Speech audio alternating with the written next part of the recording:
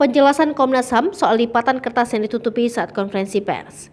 Komisioner Komisi Nasional Hak Asasi Manusia, M. Hoirul Anam, meminta masyarakat menonton video konferensi pers perkembangan penyelidikan kasus Brigadir J pada Rabu 27 Juli 2022 secara utuh, untuk menghindari informasi yang tidak utuh yang tersebar di media sosial. Hal tersebut dia sampaikan menanggapi isu pemotongan video konferensi pers yang memperlihatkan Anam memegang kertas besar dengan cara melipat sebagian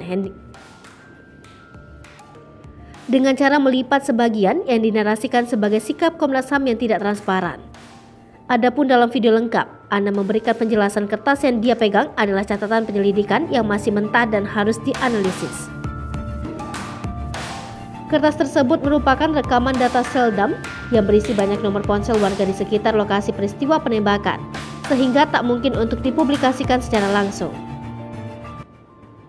Anam juga menjelaskan, Seldam yang dia dapatkan dari tim digital forensik Mabes Polri merupakan data komunikasi dalam bentuk digital. Data tersebut tidak memuat percakapan langsung dengan bahasa manusia, tetapi komunikasi yang terjadi antara teknologi dan teknologi.